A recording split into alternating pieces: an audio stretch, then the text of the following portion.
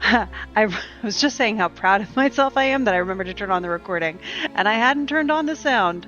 Um, so, um, Welcome back. Thank you guys for being patient for the last couple weeks. How is the sound balance for everybody? It is a very Mercury retrograde week as Mercury is stationing to retrograde as we speak. Um, so, yeah. So, sound is good. Fantastic.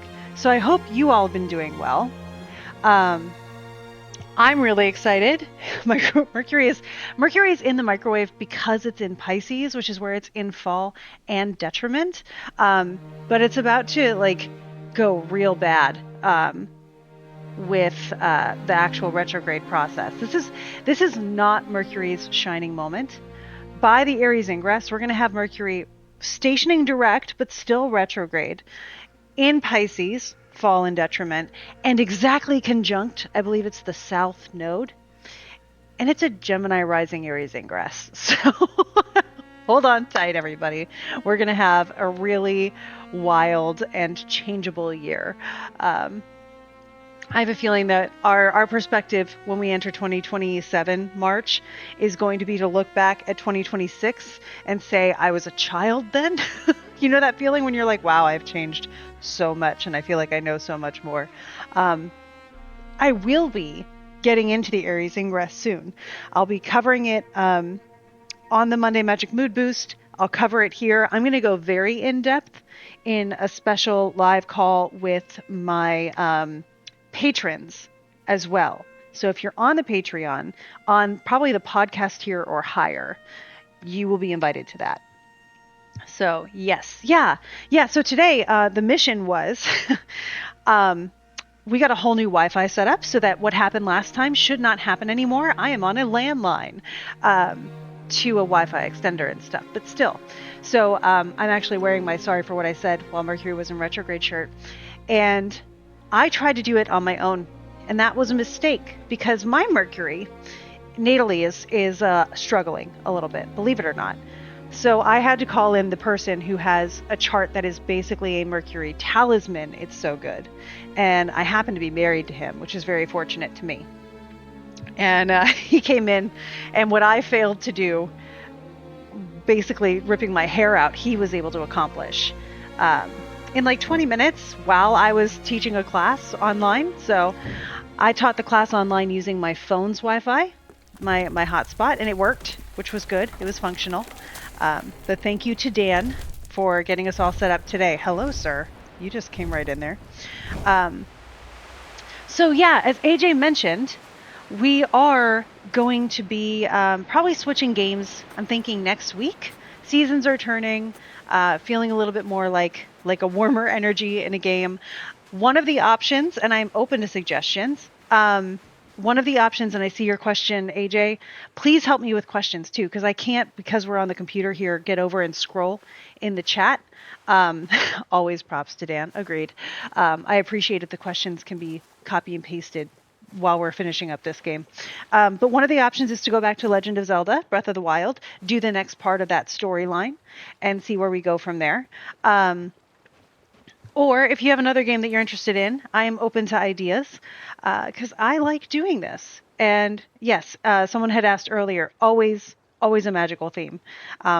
Good news is I can pretty much turn anything into being about astrology and folk magic, so you never have to worry about that here. I've got you because I'm obsessed.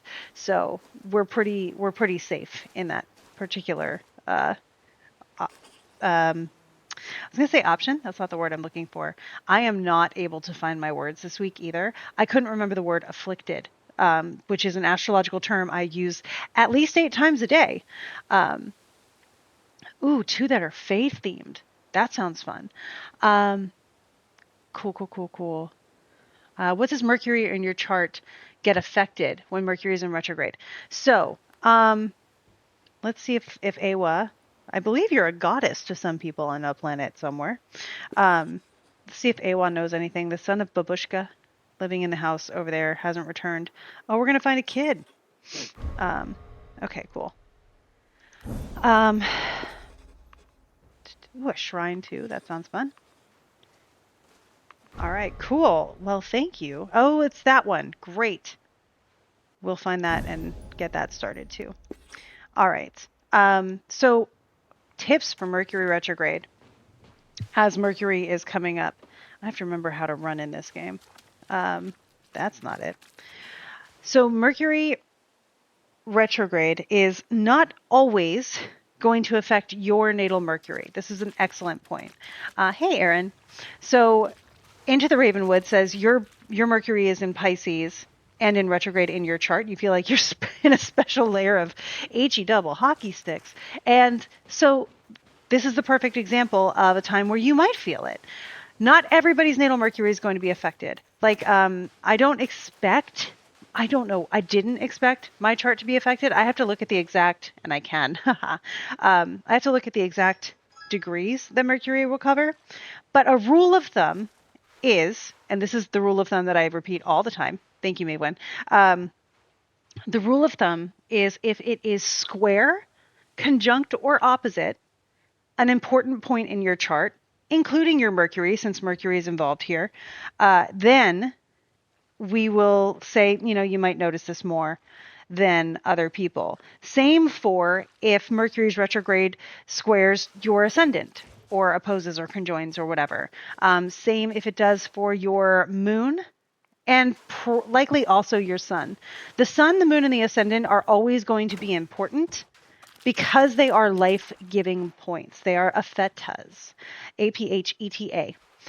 So the ancients said that in the chart, the 3 points that are the most life-giving and determinant of your quality of life and things like that are the sun, the moon, and your rising sign. I'm going to go talk to this lady that just hopped up and down because it sounds like she wants attention.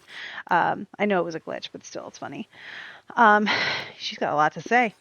And again, because this is a Mercury situation, if your Mercury is affected the same way, then it might also influence yours. Rising signs are my go-to. And then also if a timing technique is activated.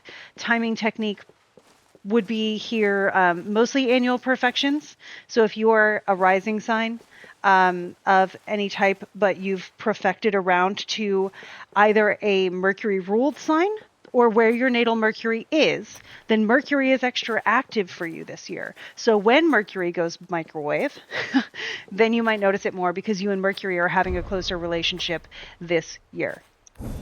So if it's angular to your rising sign, your sun and your moon, or if it's angular perhaps to your natal Mercury, or if Mercury is a time lord for you or activated by a certain timing, primarily by annual perfections. That is how you can tell if you might notice this Mercury retrograde more than usual. Now, that being said, there are a couple reasons why I could justify agreeing with the idea that this particular Mercury retrograde will be felt a little bit more universally. One is because Mercury is just really down bad. I mentioned already, Beulah, you're amazing. Thank you. I mentioned already that Mercury is in Pisces, which is its most difficult sign. Honestly, it's not super common.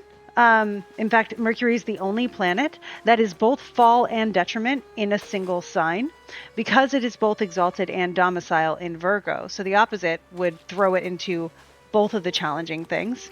Every other planet has one exaltation, one or two, depending, domiciles, and then one fall, and then one or two detriments. Mercury has two domiciles, one exaltation and one detriment, or one exaltation and one fall, but they are also one of its domiciles and detriments. So Virgo and Pisces, Mercury rules Virgo and is also exalted there, which makes Pisces a tough place for Mercury to be.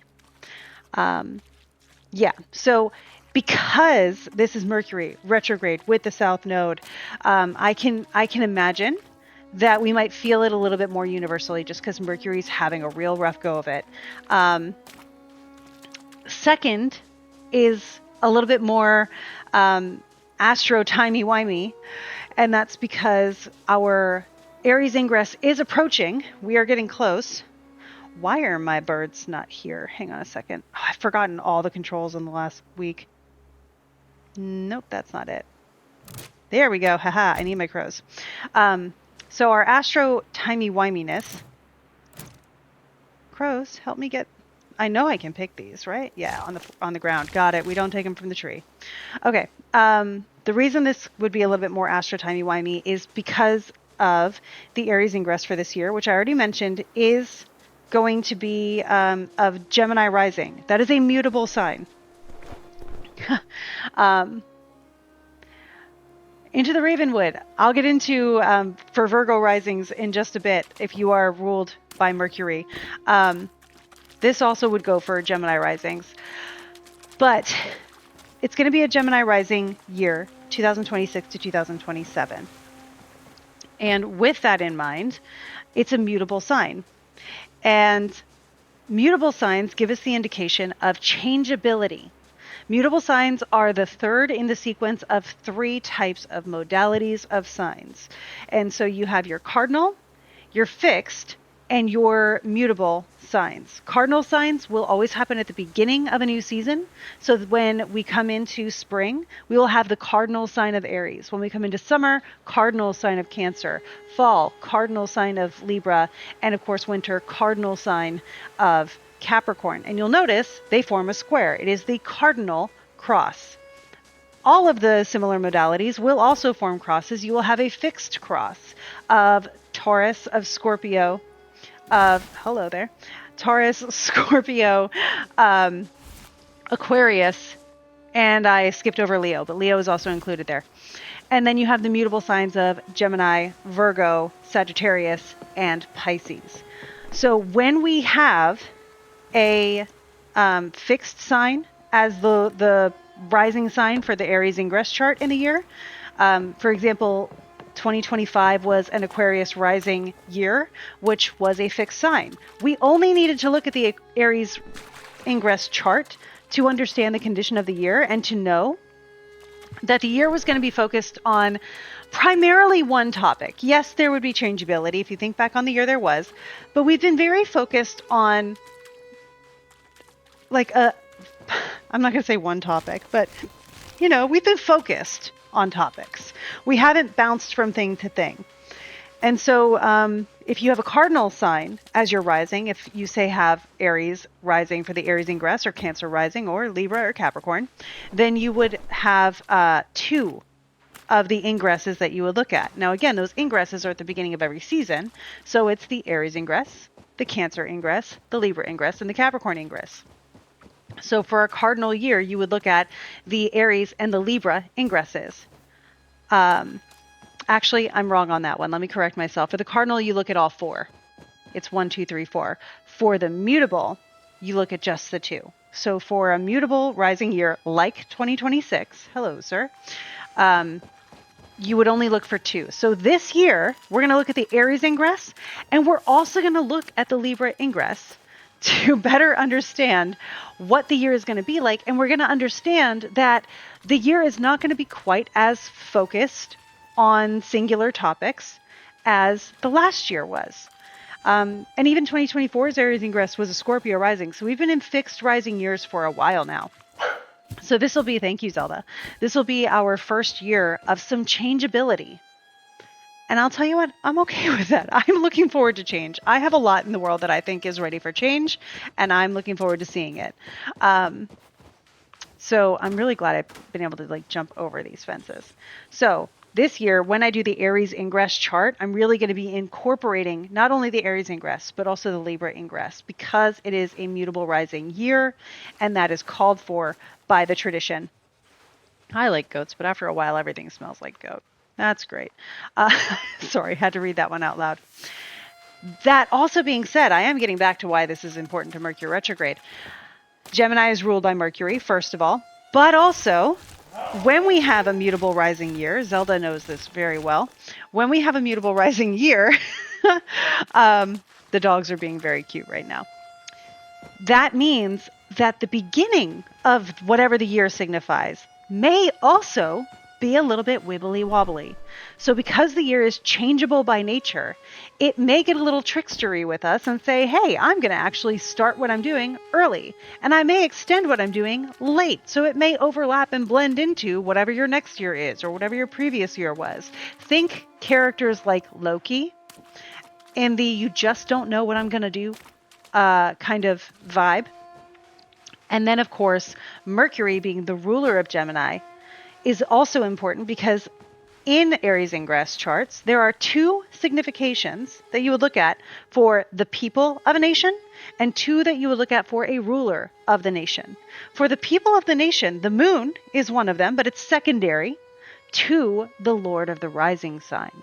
The rising sign in a natal chart is the body of a person, their personality, their persona, their physical appearance. But if you scale that out to an entire nation, the body of a nation is its people. And so Mercury is going to be one of the co-significators of the people in the Aries Ingress. And so whatever Mercury's doing is going to become kind of like a Time Lord. It's going to become significant for the people of the Aries Ingress, which I cast for Washington, D.C., which means that is effective for the United States. If you cast the Aries Ingress for a different location, you're going to get a different rising sign. And so that could give you a different Lord of the rising sign, which could give you a different planet than Mercury. So I guess I should correct myself in saying that Mercury retrograde may be a little bit more universal, especially in the United States, going by what I just mentioned with the Aries Ingress and those things of the Aries Ingress potentially starting sooner, because for the United States, it is a mutable rising year. Ha! I did it. I got through it, and I wove it in okay. Yeah. So, AJ, thank you. An incredible job, as always, for keeping up with the notes in the chat. Guys, keep checking the chat, because AJ does an excellent job, like I'm saying, of really recapping what I'm saying in those notes, if you want to be able to kind of read along as well here on Twitch. We are good and stuck. Ha! I thought I was just gonna crows help. I am trying to jump, but we may have to. Can I open up the? Let's see if I can do this. Click any icon. Oh, that's nice. Yeah. Okay. No. I might have to go out and come back. We'll see. We'll save just in case I do. Cool. So we'll go out and come back, and maybe I can get her off the fence. If you're feeling on the fence this year, it may be because pestle, great idea. It may be because of Mercury retrograde. See how we worked that in there? Where did I get my stuff here? I found it by accident earlier. I'm so bad at this now. I have truly forgotten just all of the. I can't get it to show up. Hey. Do you want to go that way? We could try it. All right. Okay. Pestle. Yeah, we'll just teleport home so we can get unstuck. Oh, honestly, that is a little bit relatable. I shouldn't tell that story, but okay. Let's go this way. This is actually going to go right back to that thing anyway. Cool. Yeah, Mercury is going to be a co-significator to the Aries Ingress. Yep, it is a mutable rising year for the United States. Yes. Plenty to read. Now, we read this before. Red Maiden brings life and light. Nothing could be without her. See, look, it's like the sun, the moon, and the rising sign. Whoop, hang on.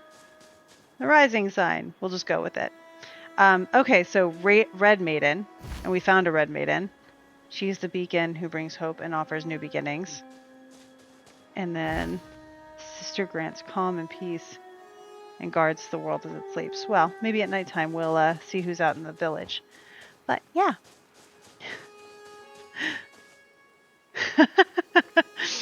Awesome. Oh, maybe I don't want to go in the water just yet. Yeah, so that's a little bit about Mercury retrograde, how to tell if it's going to be maybe more effective in your life.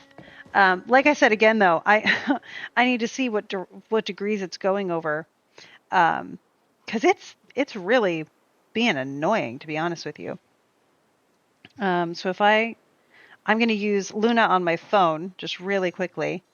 It goes retrograde tomorrow. And so Mercury, it's going to start its retrograde at the 22nd and 2233 Pisces. And it will then retrograde through April 20th. And it will finish its retrograde. It's going to go backwards. So it'll finish its retrograde on March 20th at the degree of 829. So anything between 22 and 8, if your Mercury is in there, or if something in your chart is in that degree of Pisces, in that range of degrees of Sagittarius, Gemini, or Virgo, then it's going to receive this transit from Mercury. Mine is at, I believe, 10 in Taurus. So I don't know why this Mercury has already been affecting me so much. Now, it is, oh, that's why. It's going to oppose my my midheaven. Well, okay, cool. I'll take it. Yeah. So your ascendant's really important. Your midheaven degree is the other one that I would say is important. All angles are important, but they have a hierarchy of ascendant, midheaven, descendant, and the IC. IC stands for Imam Cole, so it's just easier to say IC. I see a lot happening over here that I should go back to. So, and also another quest, it looks like. Yeah. Yeah. So, thank you for coming to my Mercury Retrograde TED Talk. The reason I was laughing so much is because the pups were having some playtime, and it was adorable. There we go. I'll tell you what else is funny. In this period of time, I'm going to get over here without going through the water too much. We are also going to have our eclipse.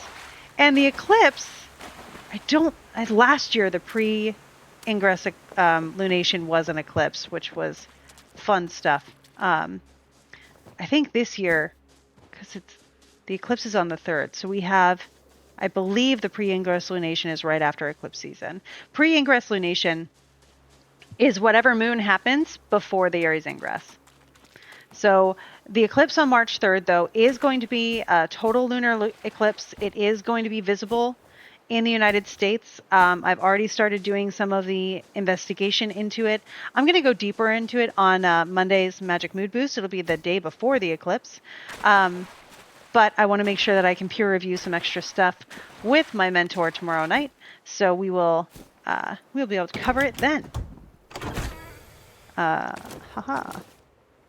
Yeah, so that is one thing that you can rely on me for, is that when I say something, it is either very well researched or peer reviewed, because I simply do not feel comfortable sharing things that I can't explain exactly why with a resource that isn't just because I think so.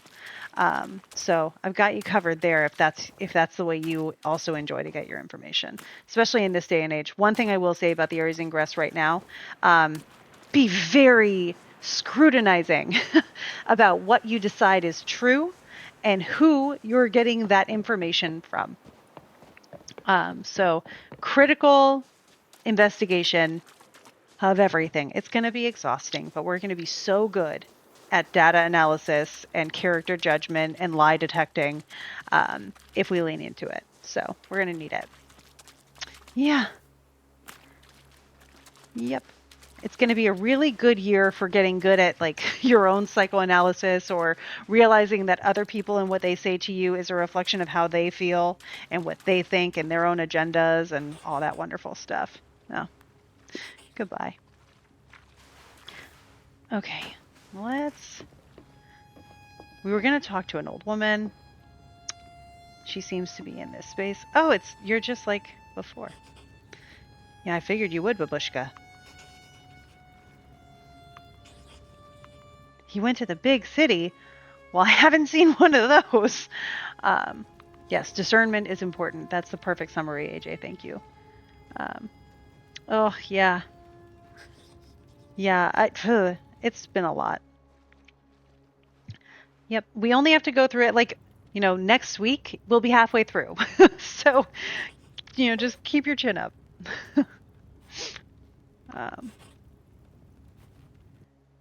Oh, we're glowing. Oh, I just got my mouse out, so I can scroll if I need to. Fantastic. Okay. What do I need to do? Cast some black salt into the hearth. Okay. I love that. So we just got to go get ourselves some black salt. Why are you telling... Oh, wait, I don't want to talk. I was able to sit. It said sit. I want to sit. Oop. There was sit. I also saw interact. E. Oh, wow. You are way over there. How are we interacting? I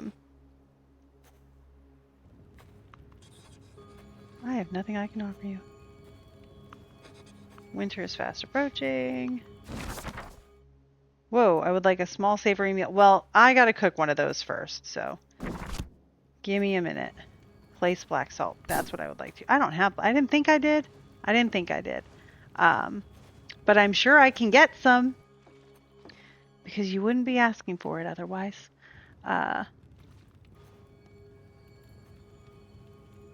Yeah, we made the house wider. The bird was found and is now in a more visible place, Erin. So I'm going to have to return back to the house to cook something, and I will be able to show you the bird that we kind of lost when I think I phased it into a wall a couple weeks ago. Are we just... Yeah, that's what I would do too, honestly. That's great. All right. So I'm sure... House tour, yeah. I'm sure that... I wonder if they have black salt over here, or if there's like a hint as to where to get black salt, or how to make black salt, maybe.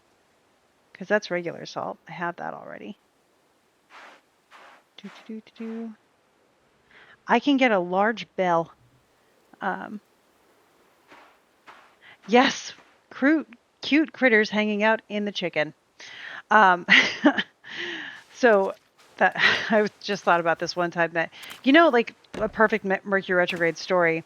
If you've ever had that experience of, I'm going to just head back to the chicken now, where you think of a word, but that's not what comes out. Hi, kitty. So here's our kitty. And we put the bird over here on its own table near the window. So there's the bird. Yeah. They just hang out there as they would. We made the house bigger. We did not finish the roof. But that's okay. That's how things work. Now, if I remember small savory meals, I remember mushrooms. So we'll do that. Can we just blacken some salt by like burning it? I don't know. I only have 2 salt, so I don't want to do that much. Oh, great. So we have to talk to Baba Yaga to learn about black salt. Tell me about the black salt. There it is. Jeepers. Black salt is a potent magical compound. It can be used for all sort of protection spells and the like. Yes, it can. White salt works too. It's so funny. In the book Burn a Black Candle, they tell you salt does what you want it to do. And that seems to be working. Oh, good. As for the creation before you do anything, calm your mind and your thoughts. No good black salt has been ever been made with heavy thoughts and a chaotic mind. This is so accurate. I have a clip from last week, or the last time I think we did this, where I claimed my personal opinion, which I still stand by, that magic is a more ancient and traditional form of mental health, and you were supposed to be a very sound mind and have good control of your mind, which would be, good mental stability and health and a balance there before doing magic, because you need to know where it's coming from. You need to know the motivations. You need to feel centered on it, all those things. And I found a passage from Marsilio Ficino in the Renaissance that I'm going to be sharing this week with our Patreon that actually talks about the importance of mental health in performing magic. So really nice to find a source. Yeah. keep a lookout for that. I think I have to make sure I remember the setting I set it on. I need to make sure I set it for the tiers that get it, because I think I forgot to set all the tiers. So I will fix that. You mix my incense, ash, and salt together to make black salt. It looks really great. That's awesome. Yeah, so you take some salt and burn it for a while. The heat will infuse earthly salts with the element of fire, a potent combination. And there you have it. So you do just burn it. It sounds like I'm going to need 3 salts to do this. Keep a little with you at all times. You'll see it can be surprisingly handy. Be it spirits or stews, you never know when you might need a good salting. Yeah, I need 3 salts. Well, bummer. We're going to go back and have to buy some salt. Okie dokie. Okay. What are you waiting for? I'm aware. Now I'm going to tell this guy to sit down. Because I don't want to jump out anymore. There we go. Nice. Okay. Back to the salt. Yeah, perfect. That's how I imagined. I've never made black salt, now that I think about it. I mean, not on purpose. Incidentally, sure.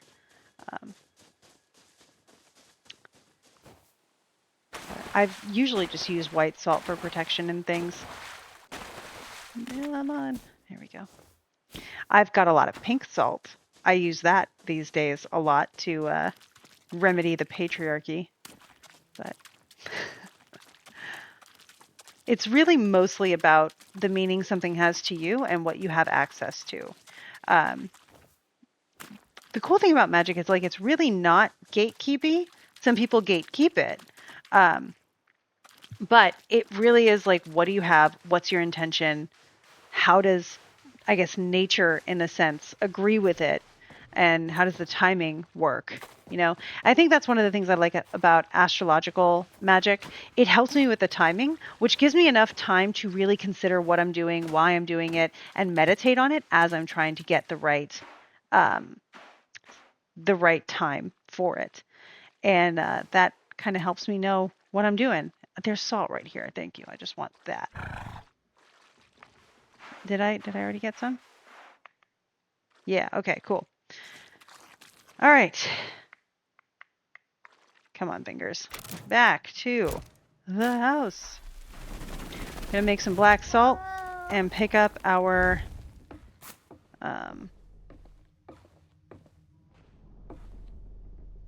mushrooms. Good. Well, yes, I would like to do that. Sure. Great. Cook food. 1, 2, 3. Ta-da! We're making black salt. Yes. And it's becoming the nighttime. This is another reason. First of all, the smoke is a good reason to leave a hole in the roof.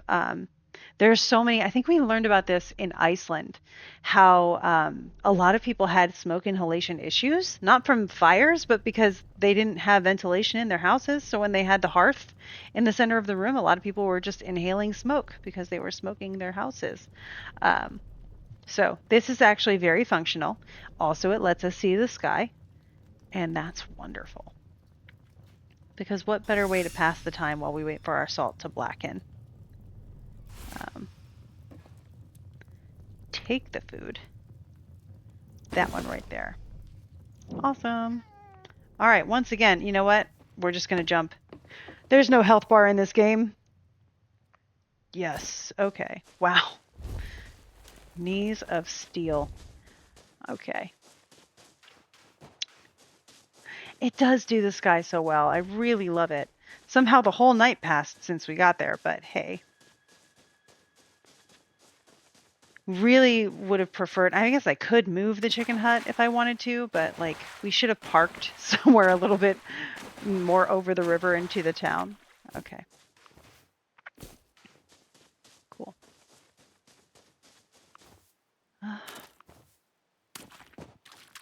There are so many snoozy puppies around me right now, and by so many I mean 2, but they're perfect and they're wonderful, and that's maybe not enough, but still good.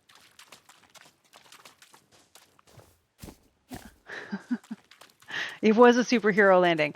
Funny enough, that's how I landed when I got hit by the car. I did land on my feet. I was very happy about it. I wanted that dash cam footage so bad because I was like, listen, I landed like an Avenger.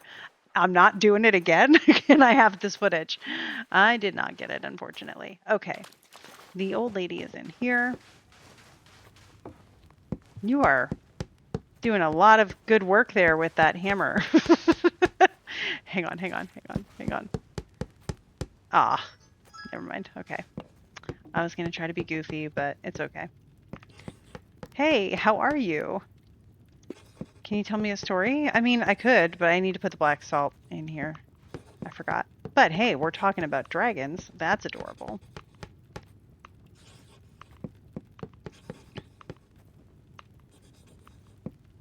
Okay.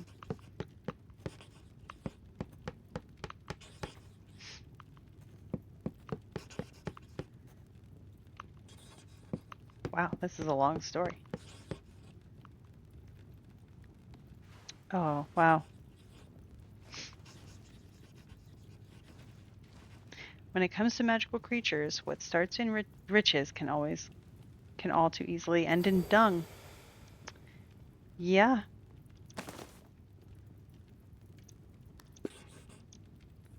All right. This is the one, right? Are there 2 babushkas? I brought the salt. No, there can't be 2 babushkas. Hang on. I'm starting to think there are 2 babushkas. Where's... Oh, she is that way. Yeah, there are 2 babushkas. Okay. I'm here for this babushka.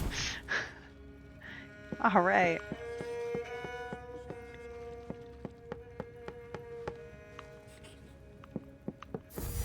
We got a door and a table and a barn chest and flour and coins. Lovely. I brought you this. Have that. I've completed learning the... Oh, wow. Good for us. Nice. Very good, very good. Look at us. Making the world a better place, one villager at a time. Okay. That guy's moving. I want to go towards the moving guy. All right, we're gonna go. Wait, is he out there? Or is he? He's over here.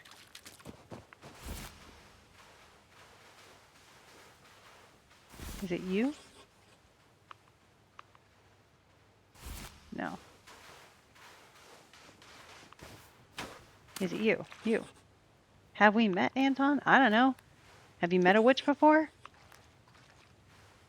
Have you had trouble remembering things? You're not that old, Anton. You saw freckles everywhere.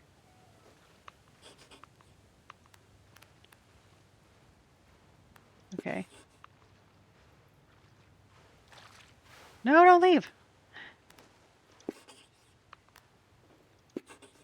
Okay. Well, I guess that's all there is to that for now. Okay. Doop. Maybe oh, okay. Well, you know what that means.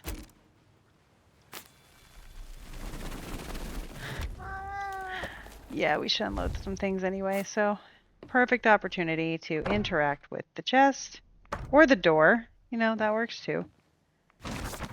Okay. Put some grain in there, some more grain in there. And some honey. I need to stop collecting the honey. Okay. And that's that for that chest anyway. So, nice. I'm gonna have to start bulk cooking things. Alrighty. Back out we go. Oh, knocked her head on the door. That's okay.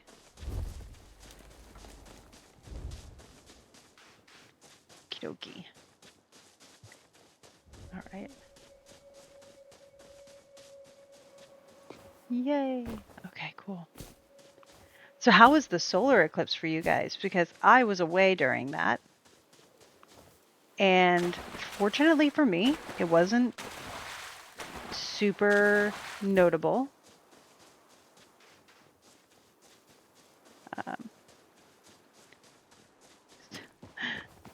Nice. Does the chest let you combine stacks? Yeah, I don't know if it does. I'll have to see. It didn't feel notable to you either? Well, that's good. Yeah. It was angular for me because it's in my 4th house, but my IC exact angle is in Pisces, so I think I got away with it. Reminds me of the final scene of Practical Magic. Yes! That's awesome. Do we still have something to do with this old lady? I thought we were done. Oh no, she still wants her son back, so we'll figure that out at some point. This guy moving around here. Oh, I was supposed to talk to Baba Yaga. No! I got distracted by the chest. It's okay. It's not like it takes long. Okay, Baba Yaga, teach me more. The Forgetful Villager. Sounds like someone's been having trouble with a witch. Probably not.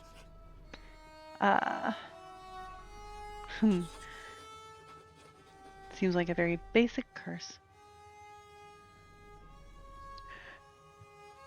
Last Wednesday? What was last Wednesday? Sorry. Hang on. Because very likely it could have had a lot to do with the eclipse. The eclipse was governed by Saturn. And Saturn does a lot with boundaries, especially if you think about where Aquarius is in your chart. That's where the eclipse was. We need... Oh, just a couple raspberries? I know how to do that. Yes, okay. Thank you. Gonna cook some raspberries. Okay. While that's doing that, let's see if we can stack stuff. I don't think we can. But, like, can I... Let's see. Because, yeah, everything in here is like 64 already, and that's as high as the stacks go. So, it's cool. I could probably stack the wood if I... No? Alright, that's fine. I could put this back in here, and now the wood is stacked. Ha ha ha! Yeah. What is that? That's our... Oh, that's the poison we made. We don't want to take that with us. Cool. Alrighty, we'll stack the flour. Then we can create some more space. Anything in... You come back in here. That's 56. But that we can put back in there. Nice. You can go in there. Cool. You know what? I think I'm good. Watch that be a mistake here in Mercury Retrograde, but we'll see. Alright. Grab the food. Take the food. Cool. Yep. Alright. Ready for another superhero jump? Ready, go! Boom. Man. I want those joints. I also want my birds back. Thanks, guys. I don't have a lot of apples yet, so... I just really like the collecting in this game. Yeah, but Beulah, whatever happened, I hope that you were able to maintain the boundary to a level that felt good for you, and that it was respected and continues to be respected. Yeah, boundaries are so important and so high maintenance.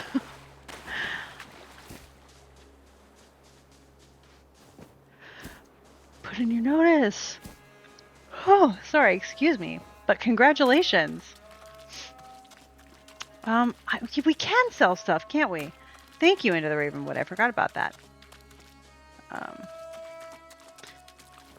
I tend to be a hoarder of resources in video games. It's not something I am as much in my real life, I think, I hope. But definitely something I do in video games. I credit it to the trauma of Legend of Zelda always running out of arrows. You never have enough of those things. And so I'm always like, but I'm going to run out. And I probably won't anymore, but hey.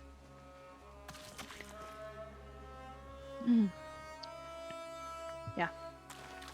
Cool. I am talking to... Oh, now I get to find the moving dude. Nope, nope, nope. Buddy, it's you. Come here. Have some of this raspberry jam. I swear it's not poisoned. Another door. You know what they say, when one thing of jam is given, another door opens. No, they don't say that. I'm going to run of Skyrim, and most of my inventory is potions. I know! Because you're like, I might need a potion, but then you're like, if I need a potion, I'm a rookie. So, whoops. Do you remember now, buddy? Anton. It's all coming back to him now. To be honest, not sure I wasn't better off knowing, but there we go. Yep, you're welcome. Seems like I forgot to pay. Well, this goes to show, right? Even if you're a magical practitioner, you deserve to be compensated for your work. Yep, I stand by that. I've probably told this story before, but it was when I couldn't find a mentor as a kid, mostly because of where I grew up. And so I would visit psychics or get readings and try to kind of glean and study their process and then see if they had any like advice on better ways to connect to things and all that stuff. And I remember the one who finally sat down with me and taught me just a little bit in the time I had. She said, you need to be compensated for your time. And she made sure I was listening. And so I remember it took me probably another 7 years before I let people pay me. But eventually I realized, the ability to help people increased if I had the time. And that was enough for me to believe it was worth it. So now we are here, and it's great, and I'm so grateful.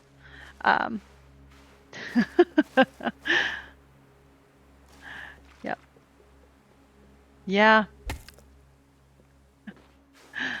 Oh my gosh, yeah. I remember when we first met too, AJ. It was at the Roastology coffee shop. I think I'd only been living here for a year? Probably just over a year and a month. AJ was my first friend in the area. I guess technically second, because Dan did introduce me to one of his childhood friends. But the first friend I made, which is very important. Yeah. All right, what am I looking at? We can go out to... I don't want to... Unless... Wait. I guess it is you. A stranger. Okay, but you're clearly... You're who this is talking about. Oh, wait, are you Anton? You're just Anton. You already forgotten again? Buddy! And why are you still on my thing? Did I forget something? Uh-oh.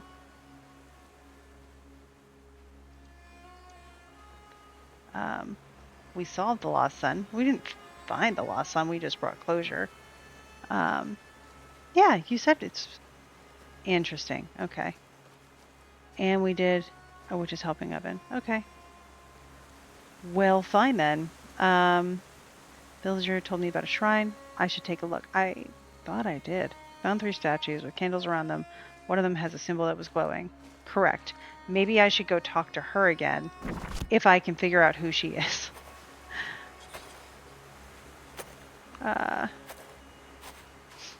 Is it you? Can it be you? Nope. Okay. Well, it wasn't you.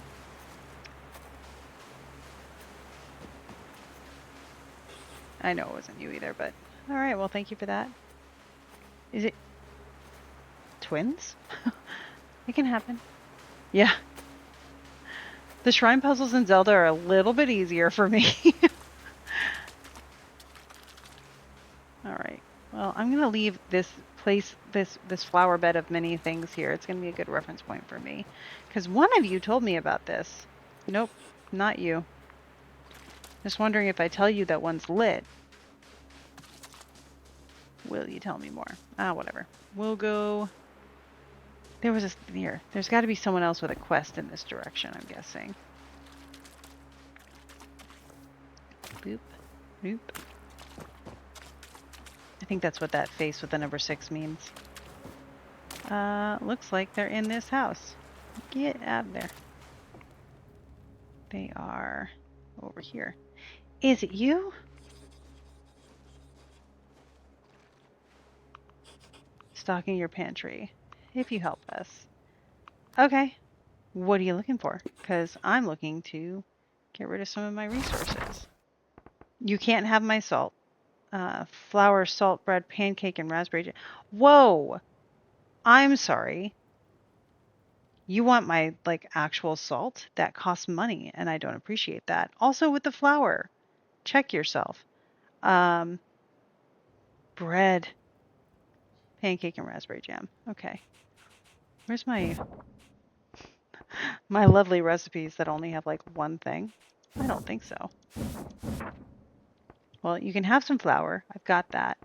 I've got enough salt for you, so I need bread, pancake, and raspberry jam, which I've got to make. But I'm pretty sure I need salt for that. It's okay. We're a witch. We have abundance.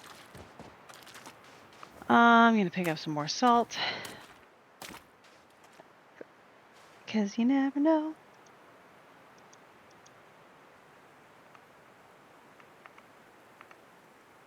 Okay.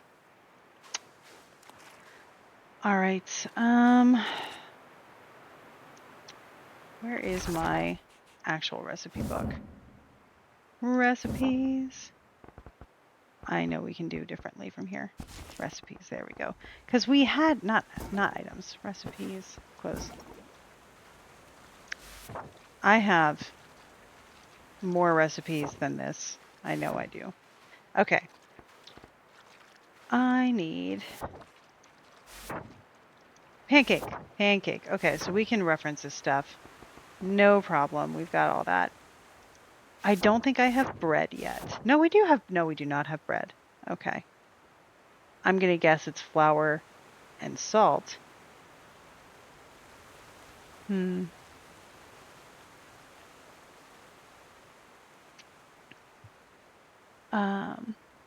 Flour and salt. Fantastic. Aquarius is in your 8th. You have an Aquarius moon. Hey. This is interesting. I told you not to remind me again. But let's see if you do it again. 2 flour, 1 salt. Oh, wow. Thank you. Perfect. Or just 3 flour. That works. To the hut. Yeah. I've been having, and I haven't had this craving for many, many years, but I've been really leaning towards wanting to go to an IHOP lately. Specifically. I don't know. And then pancake was flour, honey, raspberry, and something. Why can't I go into my recipes more here? Because that's nice, but hey. Alright, fine. I will go in through here. You can't stop the beat. Recipes. Okay. Where? Oh, there's my pancake. It was honey. Oh yeah, it was exactly what I said. We got this. Cook. Flour. Honey. Salt. Right? No. Flour, honey, raspberries. And then raspberry, raspberry, raspberry. Yeah. And then they want stuff I've got. Cool. It's like grocery shopping for people. It's like Meals on Wheels. I used to do that when I was a kid with my grandma. Pancakes. Dinner pancakes just hit different. Yeah. Yeah, when I would go to IHOP, it was usually on my cheat days, back when I did cheat days and didn't just like go for it. Um, I would do their stuffed French toast, which was really good. Love me some stuffed French toast any day of the week. Um,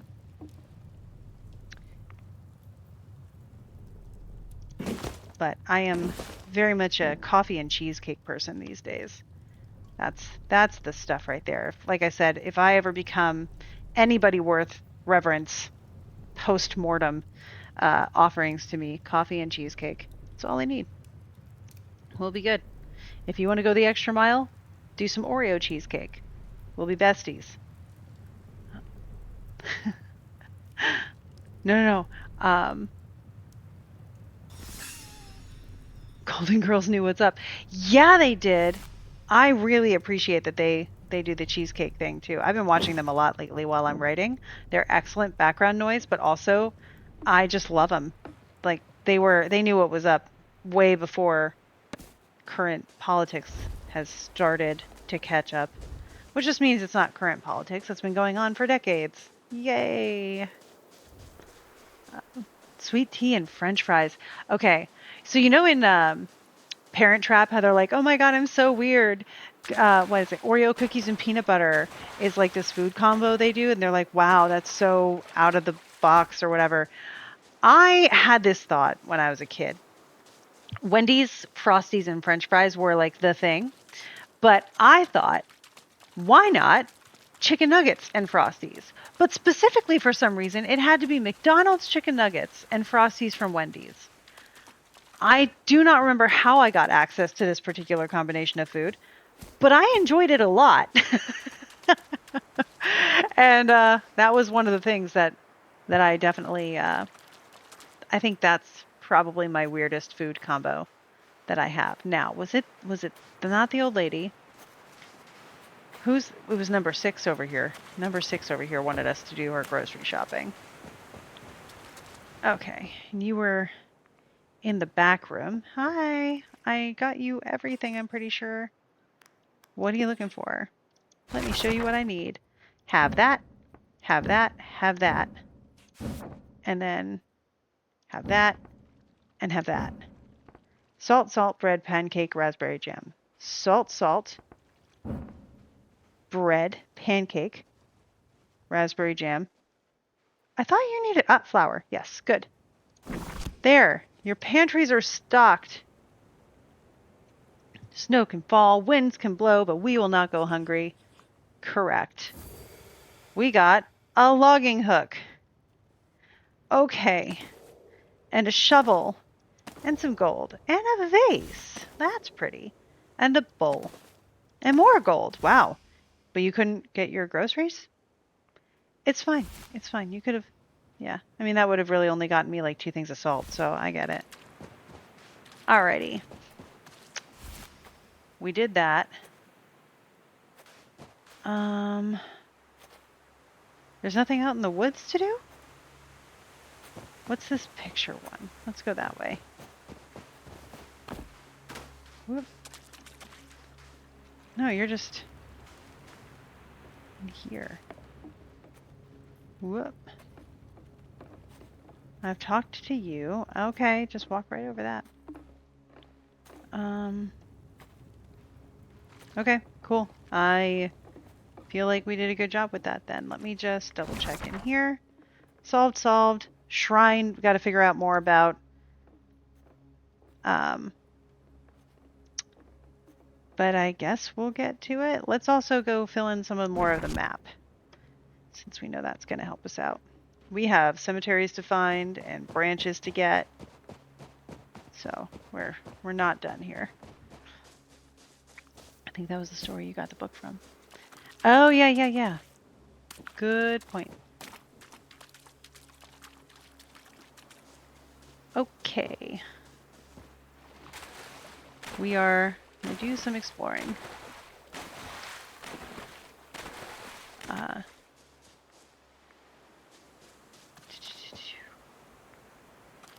What was it? The texture? Oh, the texture of the Mickey D's nuggets. Yeah, it was the texture. Back to like why I liked Frosties with the Mickey D's nuggets.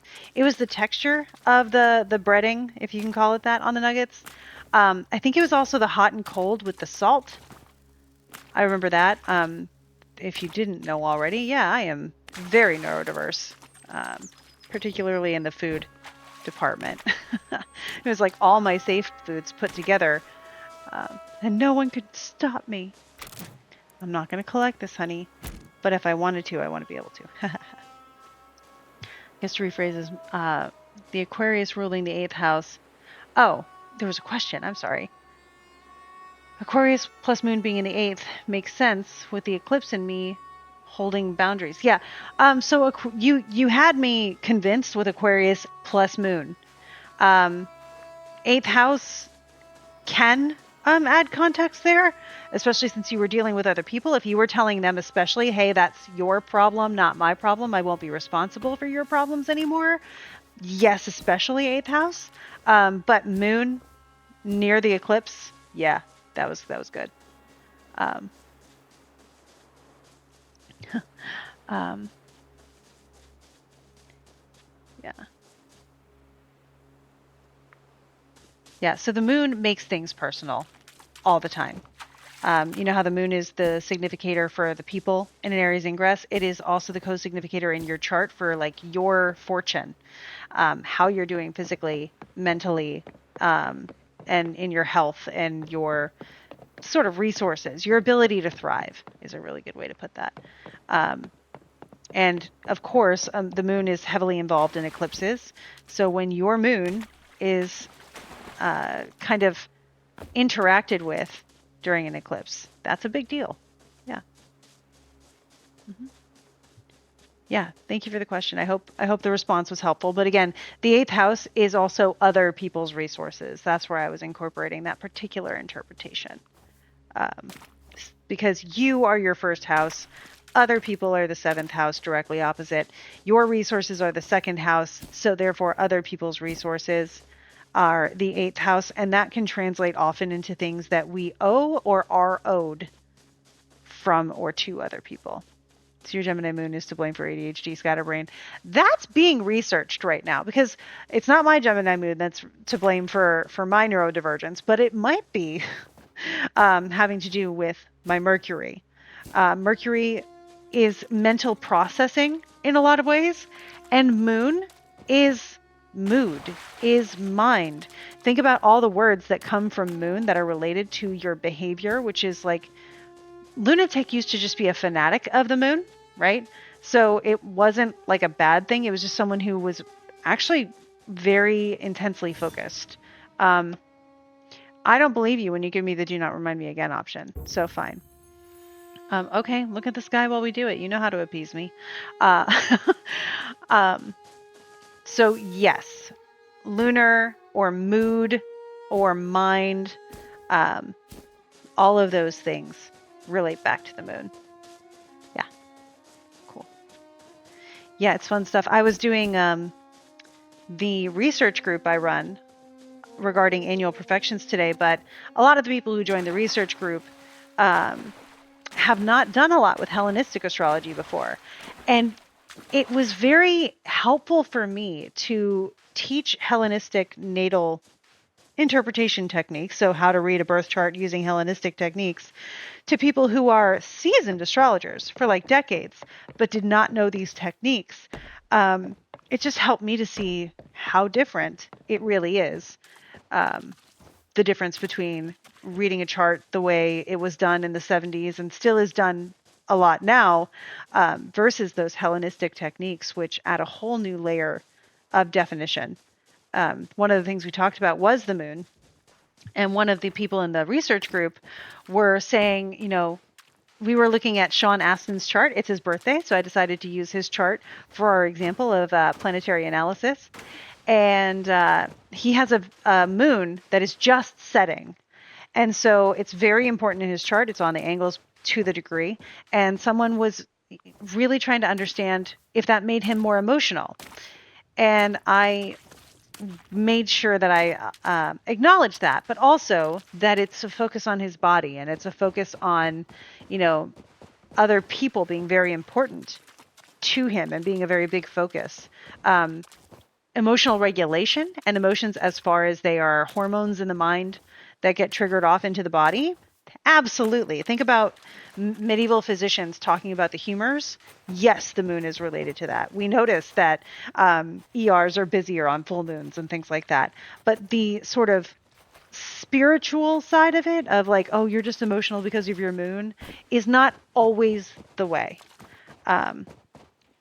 So it can get a little bit more, I guess I don't want to say nuanced, but maybe a little bit more analytical. One person one person was like, this just sounds so fatalistic. And I was like, well, it was the Hellenistic era. They were very stoic at that time. So a lot of this was in more of a fatalistic context. But I like it because my autistic brain is like, there's a yes and there's a no. And then I can put those together to make a yes, yes, no, or a no, no, yes, which makes more sense to me in my, for a non-binary person. I have a very binary way of thinking, I guess. Yeah. Let me see. Could a case be made for an Aries moon as well with ADHD? So I hope the stuff I just said, Ren, helps with that. But in the same context, you get a cardinal moon with, ruled by Mars. I would look at your Mars and see how it relates. I would look at your Mercury. Right now, consensus is not found. We do not have consensus. There are research groups and a lot of research independently going on about neurodivergence. I tend to think of neurodivergence as either a lunar or a mercurial situation for what I just explained about the moon. And then Mercury, because Mercury changes so much and is the calculator and the logic of the chart. And so when we're thinking about, the fact that it's the wiring of the brain, less the hormones and the more fluid concepts of the brain, I lean a little bit more towards Mercury. Now, can I justify it in my chart as well as I'd like to? Not as much as I'd like to. I have things that I could say. I would like them to be a little bit stronger, at least in my own chart analysis. And the one thing that I actually find interesting is an aspect with an outer planet that is very close and partile that may help with explaining it. In this case, it's Mercury trine Uranus. Uranus, of course, being a disruptor, and so thoughts disrupted would be a thing. Yeah. The Sean Astin. Yes. Yep.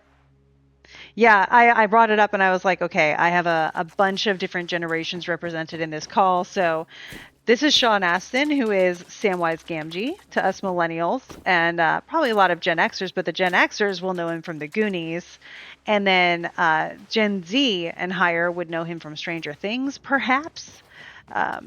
So I tried to mention all of those things. He turns, I believe, 55 today is the age. So happy birthday to Sean Astin. 55, Virgo rising, Pisces moon on the descendant. Sun had just set, also in Pisces, I believe. I mean, it is today, so for sure. Yep, which was good because I know a lot of people that I've had uncomfortable experiences with in my life that were born on this day too. Different years, different times of day, totally different people. But it was nice to see a cinnamon roll person who has this birthday. It was very healing for me. So love that. All right, I'm gonna just run around the circumference of the map here and see what we can find. I feel like that house needs to be more explored. So let's just hop on over there. He's everywhere. Yeah. Yeah, no, he seems like a really genuinely good dude. May I never hear otherwise. Ha ha. Tackle it. Oh. There you go. Interact with that. Okay. Yes. Cool. Anything else in here I'm not seeing? See, they didn't finish their roof either. That's fair. Okay. No excuses, Krista. Doop, doop, doop.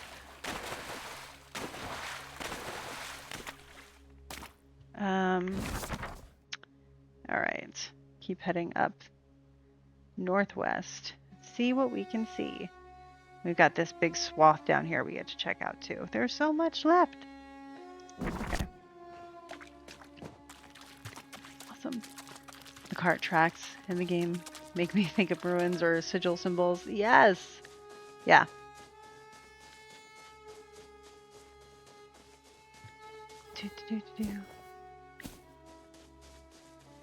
Yeah, so we are in our second hour, so I'm just going to do a quick reminder. Next week, we're going to move on to a different game.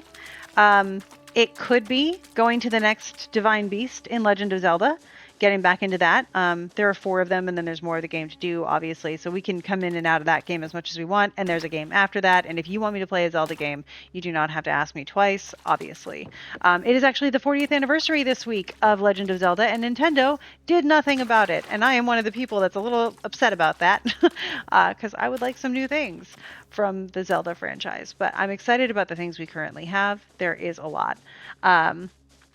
Yeah, they did nothing. It's also the anniversary for Pokemon, and the Pokemon Company has been doing plenty. Go them. That's awesome. But I want to hear something about Zelda sometime lickety-split, my friend. Not you. You're perfect, though. Thank you. The problems of naming your dog after your favorite video game. Yeah. Nintendo has been dropping the ball in all areas. Yeah. Seriously, like, they must be going through some Saturn return of some sort. Like, they've been around for a while, so it is certainly not a Saturn return of the Zelda franchise. I'm so sorry. I keep saying your name. Okay, cool. Cool. We're doing great. I'm gonna bet that the cemetery is down that way, but we'll find out. All right. Yes. But what I was saying is we can return to Zelda.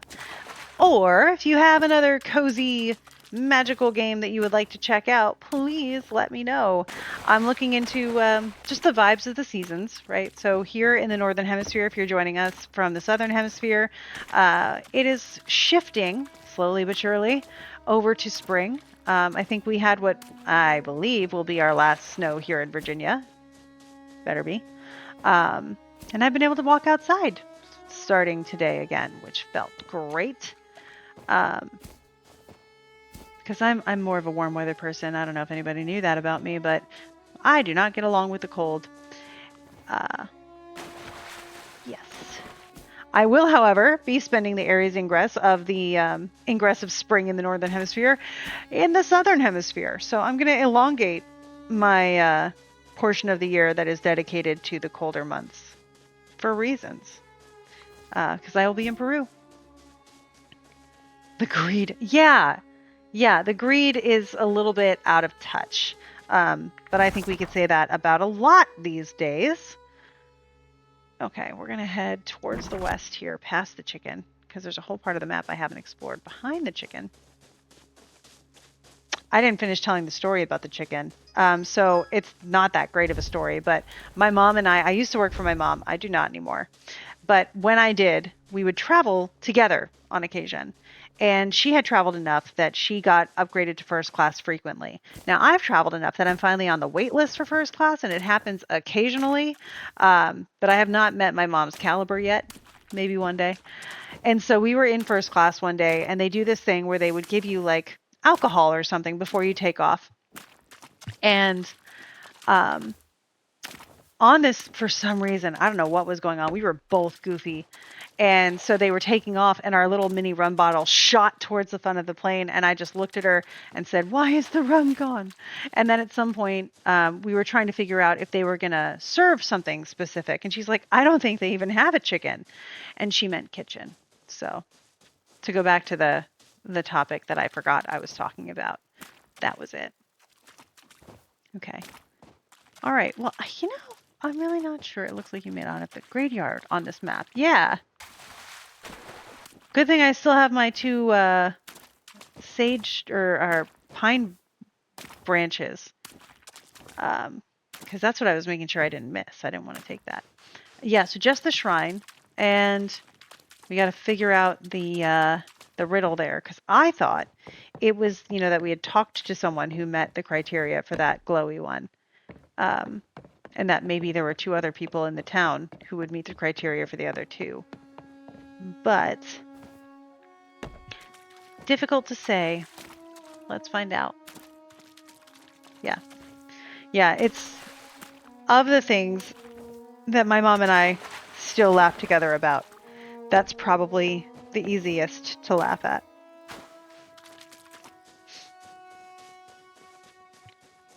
Okay, let's read these again. We lit the sun up. That's good. But this one obviously is related to the moon.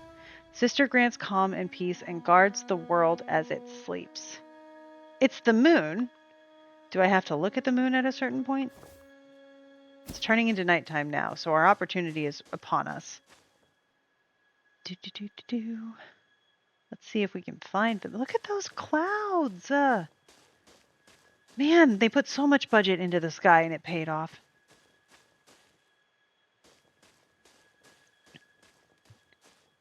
I actually don't think I've seen a moon in this game yet.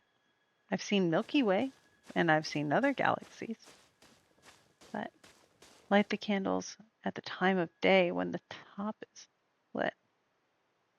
Oh, I do have fire. Totally didn't even think about that. Okay, so we wait for the nighttime and then we use our fire. Thank you for that. That is good to remember. Okay. Now we wait. We've got this.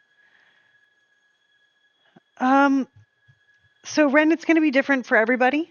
Having any placement in the 12th house or any part. So other things are definitely going to factor in other than just house placement. But the 12th house in general, just one, it means you were born in the early day. You were born after sunrise, but before midday for sure. And this is the place that can give a lot of psychological significance to things. It was traditionally known as the house of bad spirit and self-undoing. But in modern day, we recognize self-undoing as the vices that we tend to not address. And when we do address them, which is it's daytime. Oh no. Okay. I'm gonna ignite this one just for the fun of it. Cool. Enjoy that. Extinguish. You're already lit. You don't look lit. She's the beacon who brings hope and offers new beginnings. Is it?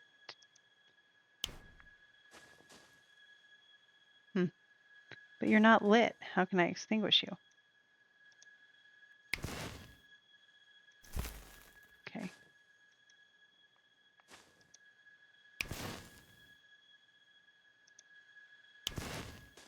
Okay. Well, okay. Sorry. But yeah, so 12th house stuff. With the sun in the 12th house, your likely life has taught you to be very self-aware, which is one of the ways I can say that. Mm-hmm. The middle is lit, so you can light that candle now. Yeah. I guess I need to extinguish these guys because this one's not. But man, did I look away while this one was lit up? Whoops. This one doesn't even want to let me ignite it. Guards the world as it sleeps. That is the nighttime, and that is the moon. Botany Manor looks cute. I'll have to look that up. Okay. Cool. All right, looks like it's going to be nighttime again soon. These are quick days. Goodness. You do not have to wait long. I feel like I wish I could put the book here or something. That feels like a quest item. But so interesting. I was once told that I am a spiritual lighthouse. Ah, that's interesting. Um, hmm. So your sun is exalted because it's in Aries. And in the the eighth house was traditionally associated with the occult, which is the hidden things. But the occult is magic and the deeper wisdom kind of stuff. Um, so there's reason for that. But I wonder if there's more than just that sun playing into that.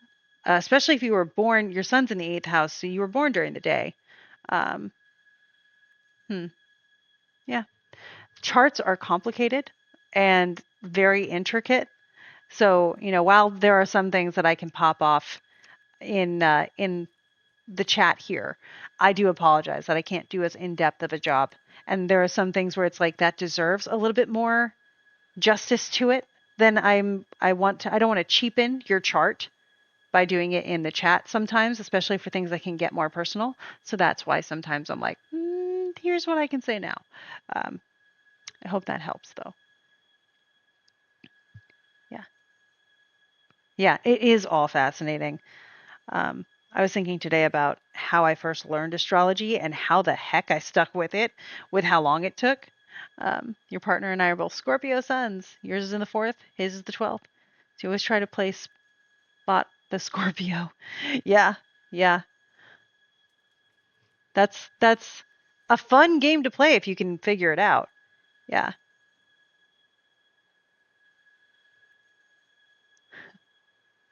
All right. It's daytime again.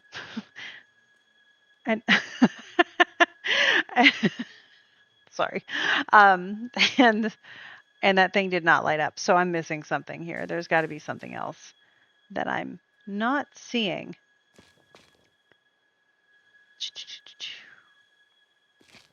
Hmm.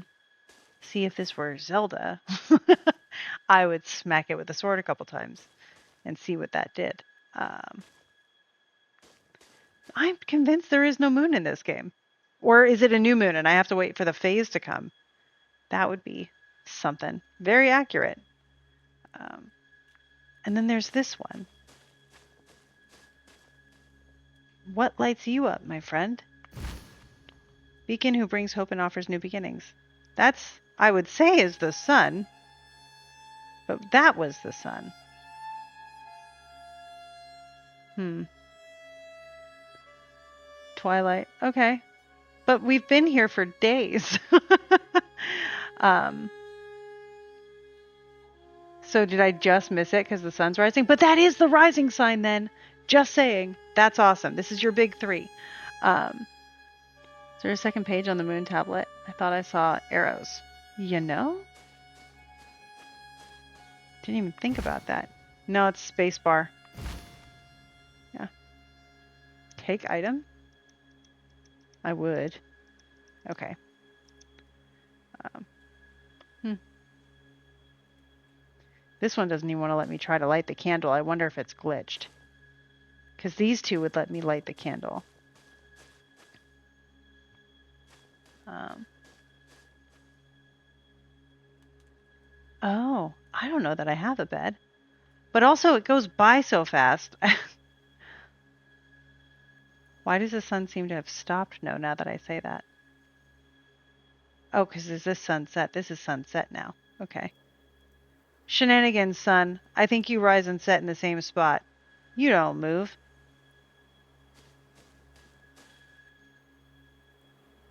Okay. We're going to go back here. And when one lights up, we're going to run at it.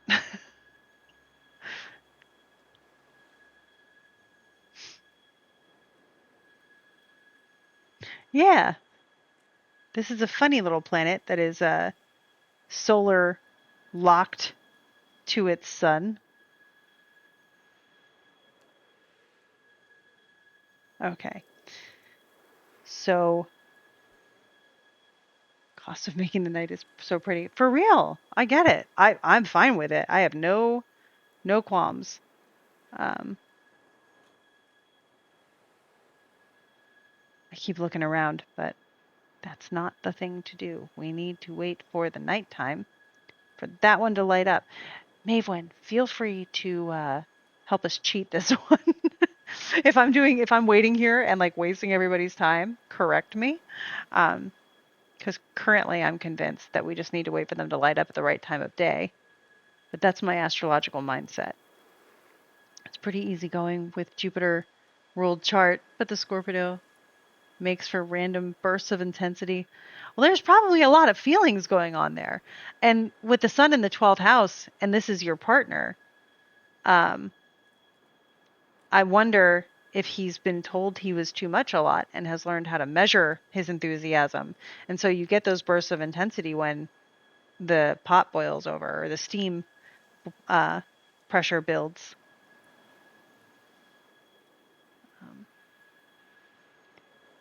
Yeah, they need to be lit at a time of day. Okay, cool.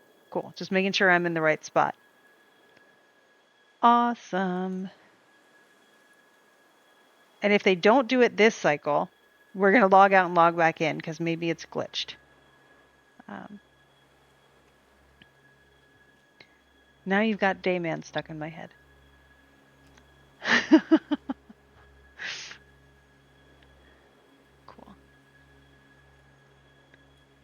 Cool. Okay.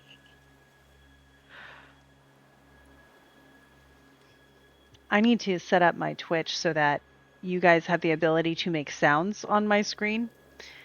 Because, yes, thank you, Beulah. You are now doing karaoke with Dan. Congratulations. Because that way, while I'm watching, if I miss something, you guys can get my attention, which will be helpful once I figure out how that's done. All right. Why is it... Oh my goodness. Stop not looking at the things, Krista. ADHD is on full display. My bad, you guys. It's okay. We got this. I just remembered the song from Rent, Will You Light My Candle? I don't remember how it all goes. Are you able to hold space for each other? Oh, that's so good. It's setting now. Okay. It's setting, so we're going to pay attention particularly to the moon, because if you're talking about new beginnings, that's new days. So you're going to be sunrise. You, I don't know how I've missed you so many times. I don't know how I've missed you either, but you especially. I just don't know if it's going to let me light it because it doesn't have the thing here. So, research.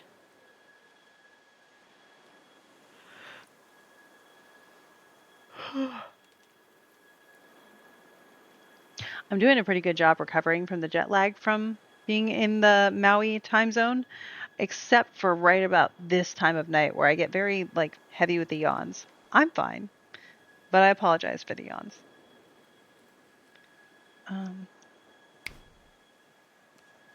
That's fun. Fine.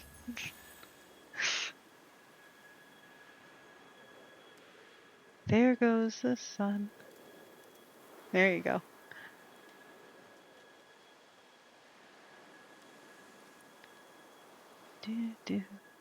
Stop looking around. I've never annoyed myself so much. Another good song. Scroll while a show plays subtitles. Yeah.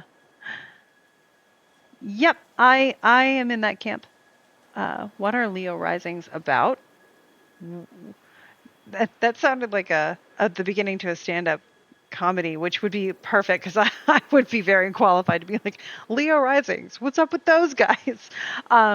So Leo risings, and now we're singing the Beatles, which is another very good song. Amazing. So Leo risings are actually frequently misunderstood depending on how they were raised and how they incorporated their life experience. Leo is solar, it's sun ruled, so they get a lot of attention for having ego and wanting to be the center of attention, but they are the sun. So they relate very much to solar archetypes, especially if their sun is in a space where it is able to be solar. The sun may not be as solar if they're an Aquarius sun. Then they may not want the center of attention as much.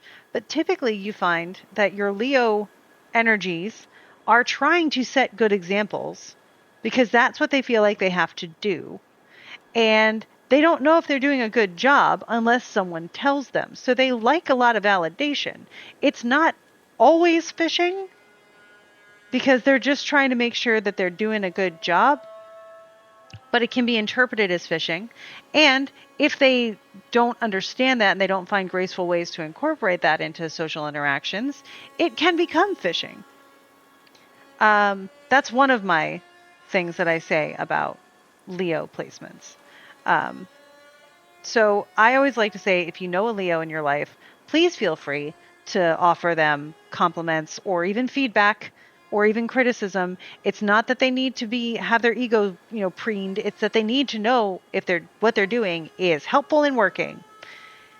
And that's why we leave reviews on things. And that's why we, say we like something or don't like something. Same goes for a person who is trying to do that, especially if it's one of their subconscious drives to do that. So I hope that helps. That's mostly my observation. If you talk to like Valens or one of the ancient astrologers, they would say, this person is kingly and receives all the honors and blah, blah, blah. Which can also be true. They get recognized. But one of the interesting things I've learned from other astrologers about the sun is that while the sun lights up the whole sky, because that's what it does, you can't look directly at the sun. So yeah, I don't know what's going on anymore. I think this is our nighttime occurring here. But speaking of the sun, yeah, so you can't look directly at the sun without sunglasses, without protection. So they tend to get recognized, yet their needs are overlooked. Because it's like, oh, look at you. You're fine. And then people move on. Or like, oh, you're very entertaining. Ha ha ha. Everybody says, who is Leo, but never how is Leo. So that's one of the things that I've kind of taken from my studies. Yeah. Yep. Yep. I agree. If you are someone who was born at sunset and has the sun in your descendant, you can have similar qualities of like feedback really helps because a lot of what you're doing is reflected to you by how people take it. That is where boundaries also become very helpful because the best way to receive validation is to give it to yourself and not require it externally, but that can be part of your journey. So, yeah. So, Leo risings. What's up with those guys? Yep.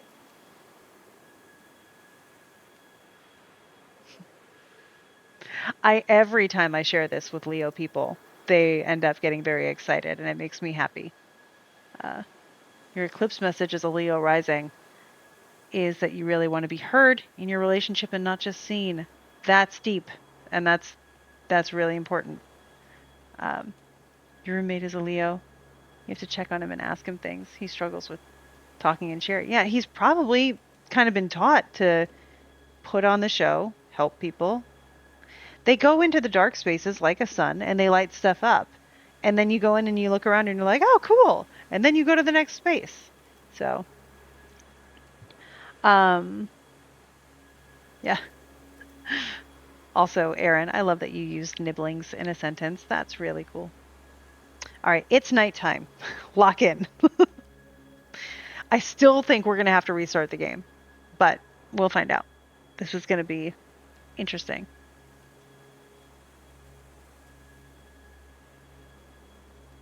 Yeah. That's an interesting combination, AJ. Okay. All right. We're gonna, nope, don't even touch the mouse unless it's to hit that. But again, right here. Okay.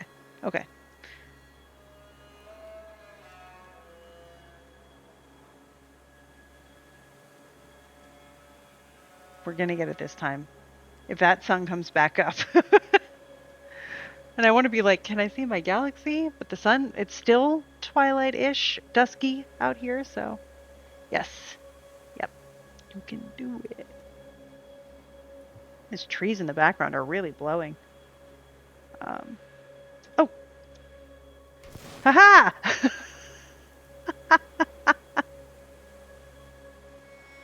We did it! Okay. Now we gotta wait for dawn. So we come over here and see how this one's gonna... Huh. Oh, we can light them now? No.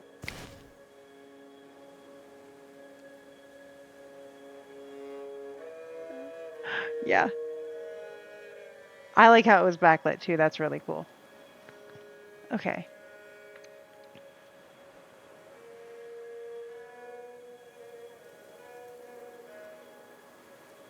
Oh, okay, cool. So we can extinguish these for now. Okay.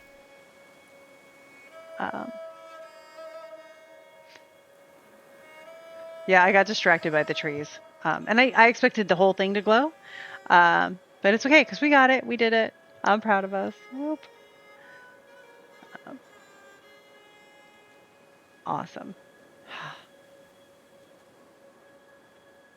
Yeah, victory. This is the culmination of everything we've been working for. Cool. And soon we will have this third one too. Yeah, it is cozy, right? We get to just watch the day go by. Listen to the trees blowing in the breeze. So we were in Maui last week, and we were supposed to do the whole stargazing thing, and it got canceled the day of because it was so windy, they had to cancel it. It was so windy, they had to cancel our stargazing trip. So we did not get to go, but we had a lot of really fascinating tree bending wind. So Taurus, Sun, Gemini, cusp. Yeah. So fun fact, as you're learning your chart, I know the poor windy stars, they don't care. If your sun is at 2959 of Taurus, it is a Taurus sun. If it's at 0000 Gemini, then it's gone into Gemini. In traditional astrology, and for the longest time, I do not know when cusps were introduced, but they are not a thing pre at least 19th century, as far as I'm aware. Yeah, so maybe when this was going to be where I would learn to take astral photography, and we were going to learn about some geology during the day, then go up and take some pictures of stars and stuff at night, and it got canceled. So I'm going to teach it to myself so that I can still teach it to people in Peru, where we will have really great points of view and views of the stars. So anybody who was looking forward to that can still look forward to it, because I'm going to make it happen anyway. Does anybody have any cozy fantasy books they like? Other than Legends and Lattes. So I'll recommend some cozy fantasy books. I really like So This Is Ever After by F.T. Lukens. The Emily Wilde series is fantastic. I don't know that it's necessarily cozy, but the Raiders of Arcana by Jacqueline Benson is really good. I don't know that Dungeon Crawler Carl can be considered cozy. It's cozy to Dan, though, so there you go. All right, keeping an eye because we're getting some light back here. The stars are not right. There will be no sacrifices today. I love El Dorado. Carl is good, but intense from some people's perspective. Yeah. I mean, Donut's pretty great. I love Donut. All right, locking in again. Potentially have options. How much? How spicy do you want it?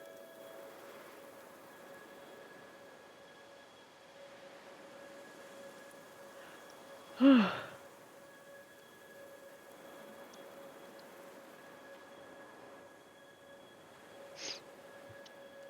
on.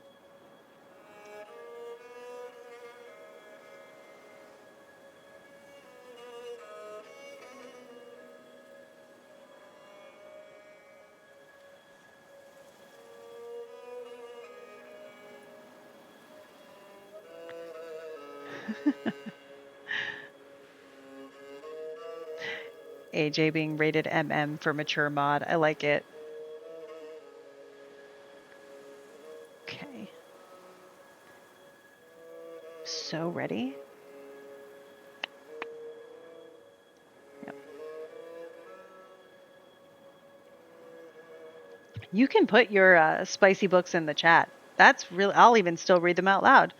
I know a lot of people who like the spicy books. I've read spicy books. I'm Ace, but I've read them.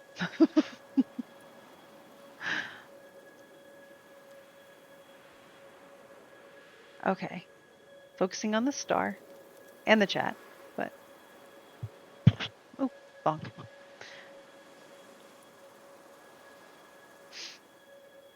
Also, everybody keep your fingers crossed that this recording actually turns out well, because the last 3 times I've tried to do something here, I've had issues.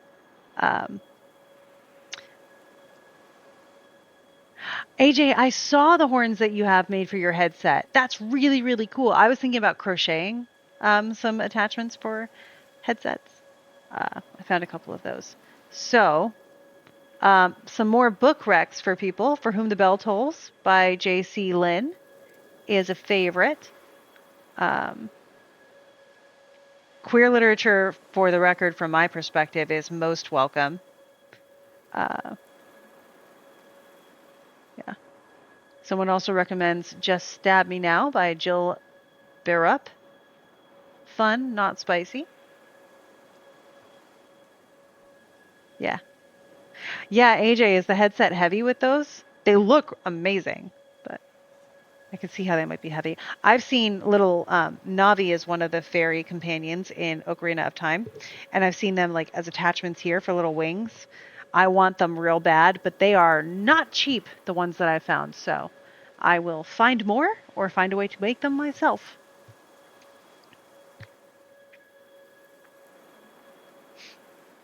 Okay. All right, so request in the chat for some spicy plot-focused cozy fiction, or fiction, I would probably say in general. 7-inch horns. That's nothing to slouch at. You probably have really like strong neck muscles at this point. Okay.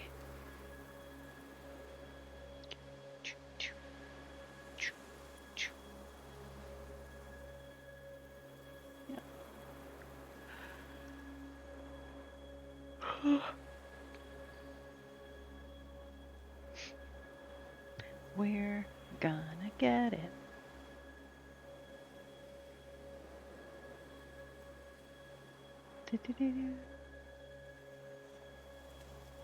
Yeah. 3 ways to attach them. Oh, that's really cool.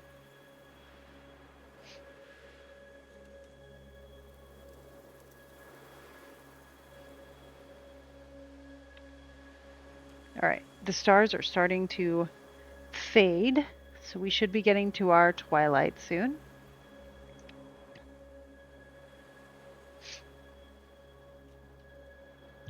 Like how we're rounding out with an astrologically significant thing.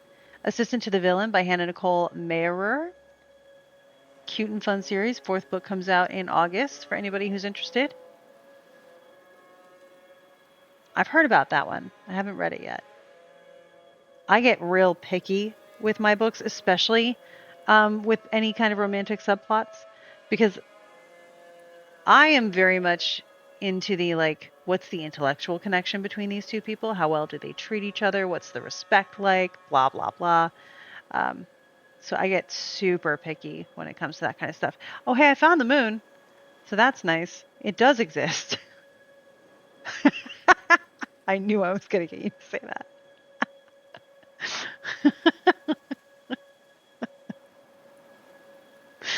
Oh. If you're wondering about intellectual connection and if I have enough of that in my life, I am not lacking.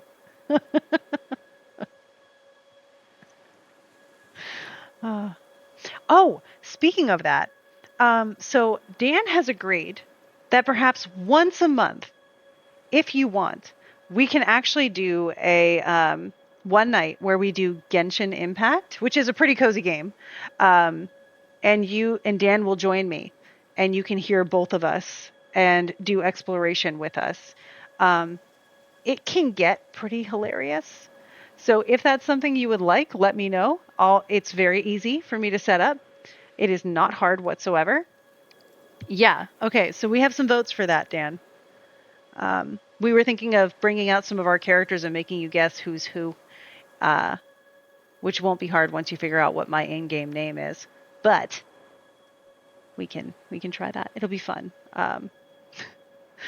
Dan is a Gemini rising with a Mercury there and a Jupiter there and his sun there.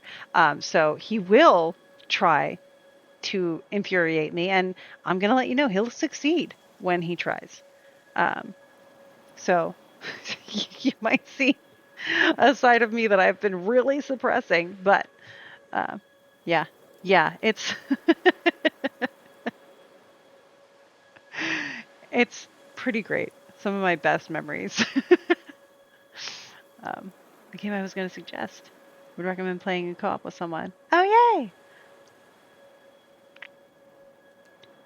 Hollow's Cove series is great. Is that, why is the moon only just, oh, it's a full moon. I'm telling you, I do think this game has phases of the moon, because now we're only halfway through the night. Well, great. That gives me time to listen to what you guys are saying. Yeah. Cool. So we'll set up a once a month Genshin night featuring Dan. Oh, we also have number one cozy spicy book, A Tale of Mirth and Magic by Kristen Vale. And then we have the Hallows Cove series, multiple authors. Starts with Vacationing with a Vampire by Leon Riley.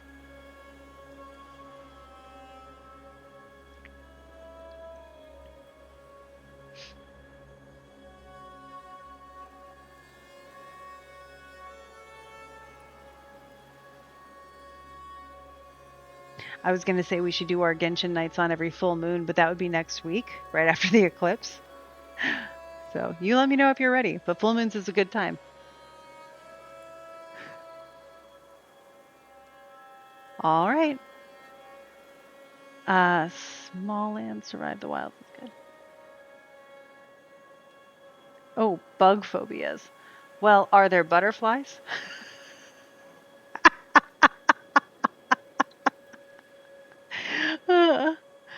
um,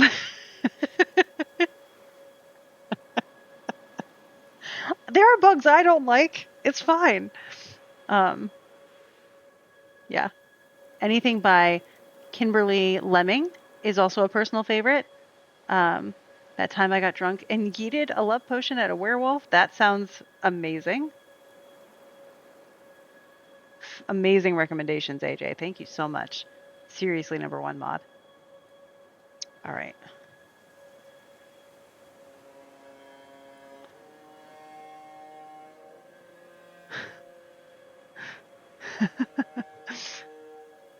Oh, we have someone else who adds their positive review.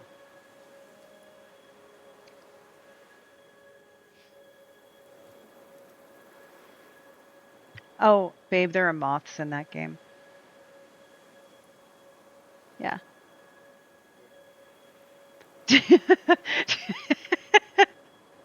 Can you kill the moths?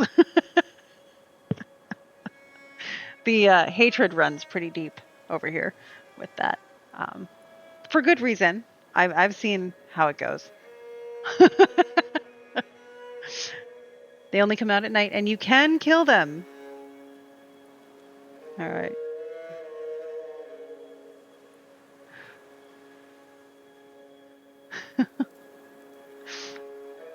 We'll start with Genshin though. And if we do it on full moons, we will do it next week. And that gives us more time to decide if we want to go back to Zelda for regular or move on to something else. Cool. I like it. Oh, that's exciting. I'm very excited for this. You're dying, by the way. Oh, nope. You healed up. Good. We're just waiting for the night.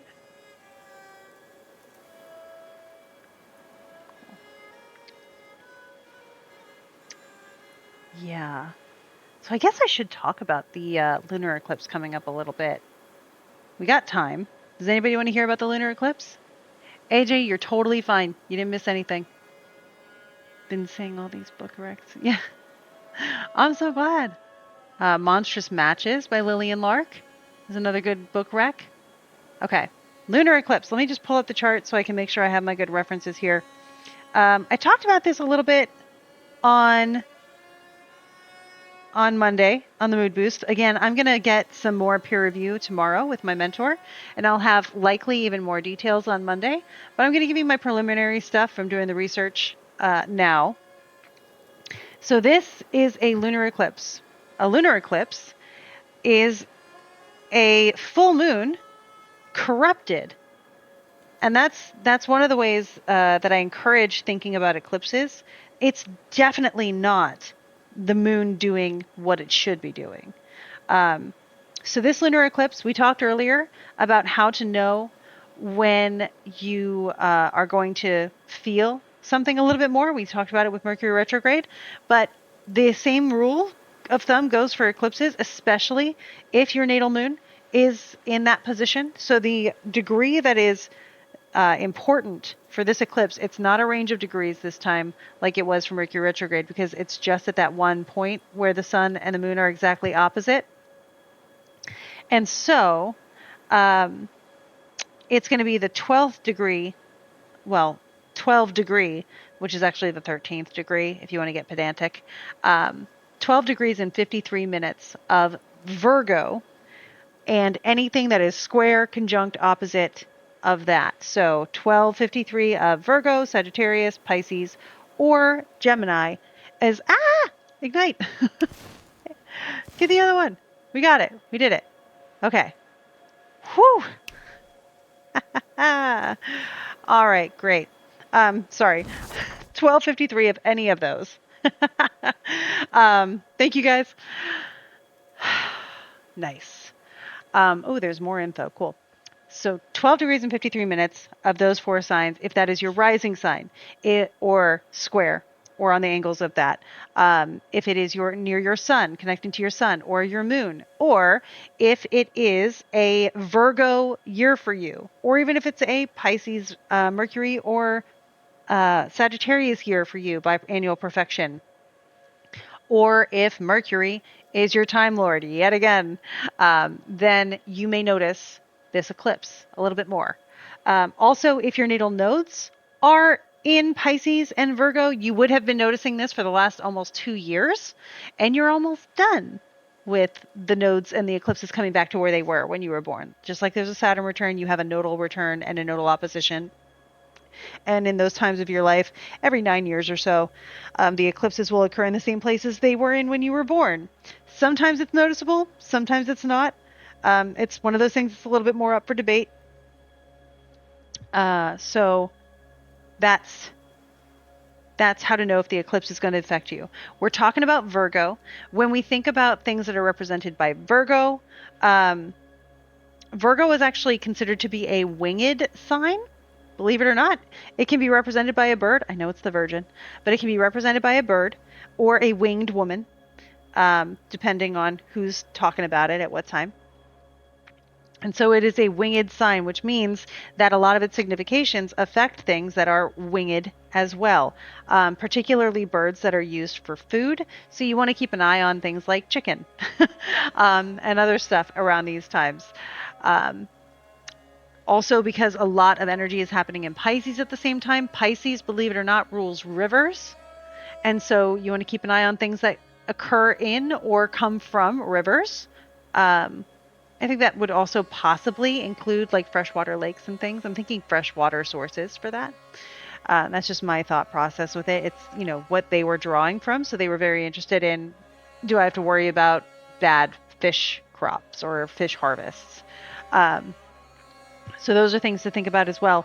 As far as types of people, that's not as important to this particular sign. It does come into play with other things. I do think it's. Let me see if I can remember. I have to use my photographic memory here. I can see the page that it's on. I do think it has something to do with.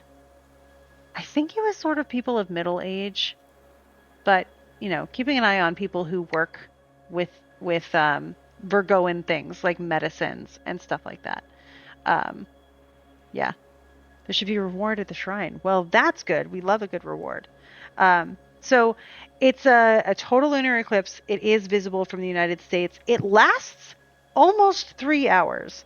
Now, that's not its totality, but we do have the metric of for every month or for every hour that a lunar eclipse lasts, that will equal 1 month of effect from whatever it is predicting when the predicted effects begin, which can happen anywhere within 1 year from the eclipse. And in this case, this eclipse is happening exactly on, well, very near the descendant of the chart cast for Washington, D.C., which I use to represent the United States in this case.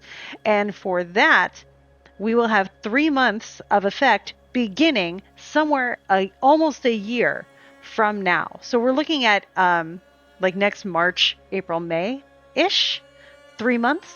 And then the most intense part of that will happen in the last third of that period, or the last quarter. No, the last third of that period. So March, April, March to April, April to May, May to June. So May to June 2027 may actually show us the most significant things that this eclipse is an omen of, according to the calculations of Claudius Ptolemy back in Alexandria, Egypt. So fun stuff there. All right, let's see. I haven't saved in 28 minutes. Sure. Okay, so I'm going to read these things and see if that gives us something. Okay.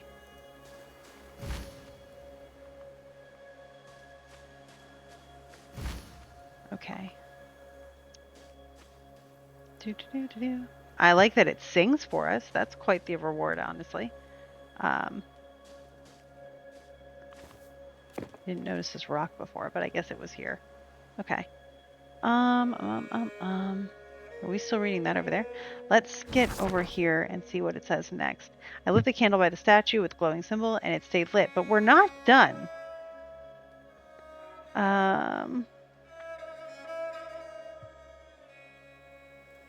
So what's next? I